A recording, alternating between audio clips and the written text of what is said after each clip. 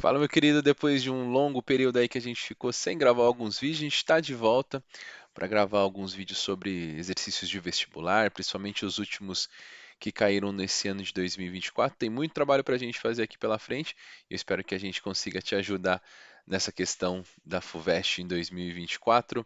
Prova K é uma questão número 50 aqui, e ela traz um tema da termodinâmica.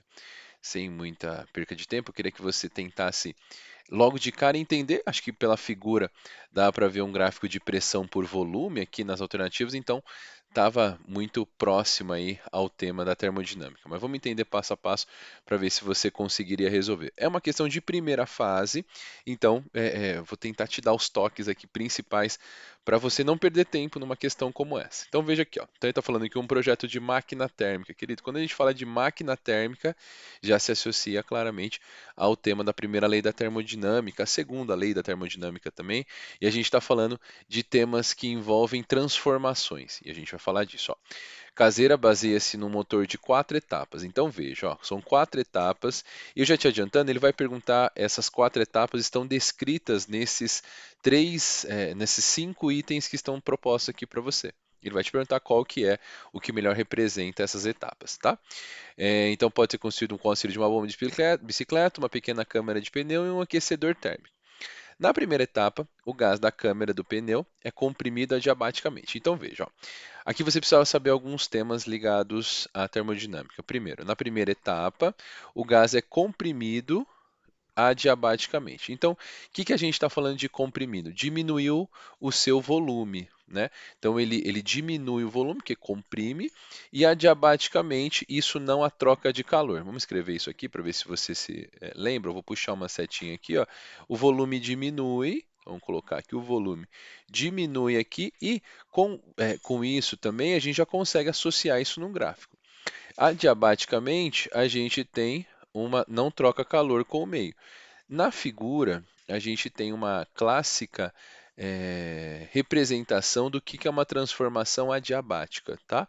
Você que está estudando, aí vale a pena você relembrar o que é o ciclo de Carnot. Não sei se você se recorda, se não viu ainda, procura lá, ciclo de Carnot, segunda lei da termodinâmica, e ela me representa como é a curva de uma adiabática. E você vai ver que é uma figura próxima a essa daqui, ó. Essas figuras, isso aqui seria um ciclo de uma diabática. Aqui eu já não posso fazer porque não há representação de uma transformação adiabática. Esse aqui está fora e o B e o E já estariam fora porque esses dois aqui não representam uma transformação adiabática. A transformação adiabática tem esse comportamento aqui dessa curva. Então aqui eu já consigo eliminando. Então veja que de cinco alternativas que você tinha para chutar, você já elimina só com essa leitura duas delas, tá? Aí na segunda etapa, o gás é aquecido isovolumetricamente. Então, aqui dá para te ver que a temperatura vai aumentar. Então, puxando aqui, vou colocar que a temperatura aumenta, não vai caber, vou colocar assim uma setinha para cima, a temperatura aumenta. E nesse caso, o volume é constante. O volume constante isovolumetricamente. Toda vez que aparecer a palavra iso, a gente está falando de igual. Então, aqui o volume dela é constante. Na terceira etapa, o gás sofre uma expansão adiabática. Veja de novo, aparece que não troca de calor, mas aqui na expansão o meu volume aumenta. Vamos puxar isso aqui, ó. Expandiu o volume, aumentou.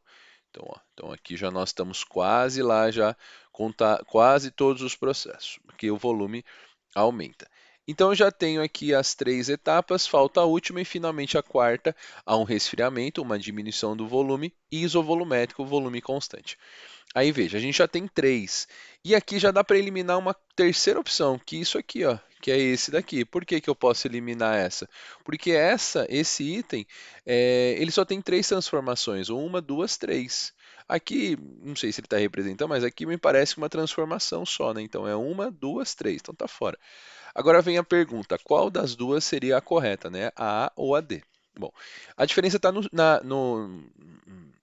sentido desse ciclo. Esse aqui está no sentido horário, esse aqui no anti-horário, e vamos tentar fazer para ver qual que é o melhor. Ó, vamos fazer aqui de azul esse ciclo. Ele começaria assim, então o gás é comprimido adiabaticamente. Então, se ele comprime, o volume dele tem que diminuir. Como eu estou nesse ciclo, aqui adiabático ou é esse ou é esse.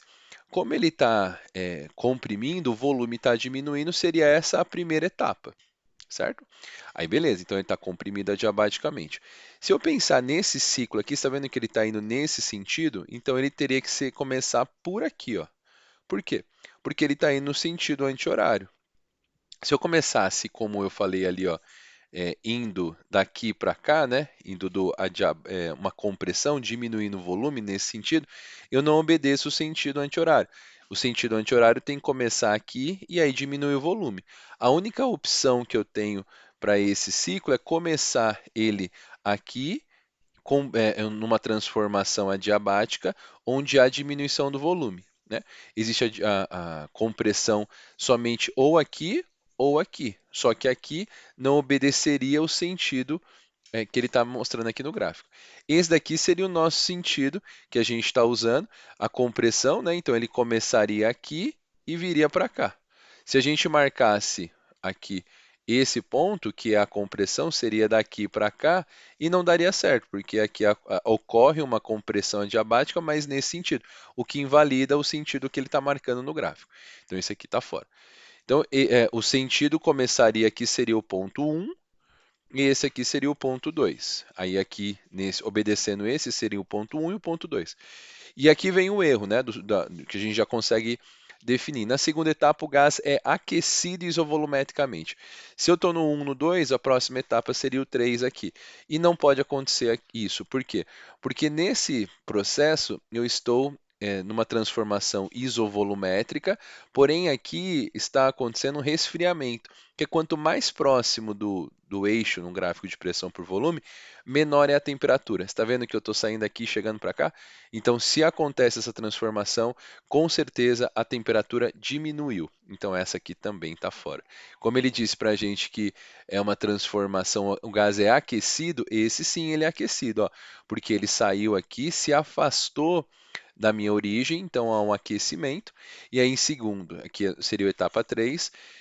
Na terceira etapa, o gás sofre uma expansão, aumenta o volume aqui, adiabaticamente, e finalmente ele ocorre um resfriamento, ele se aproxima aqui do eixo 00, e aí, consequentemente, essa etapa 4 ele fecha o ciclo. Então, com certeza, chegamos na alternativa A aqui, questão aquela clássica de termodinâmica que aparece na prova da FUVEST, que não tem que fazer cálculo nenhum e analisar uma situação que ele te dá e transformar essas informações para um gráfico. Espero que você tenha entendido. Ficou com alguma dúvida? Deixe seus comentários aqui, se não, não deixe de nos comentar também. Grande abraço e até a próxima, valeu!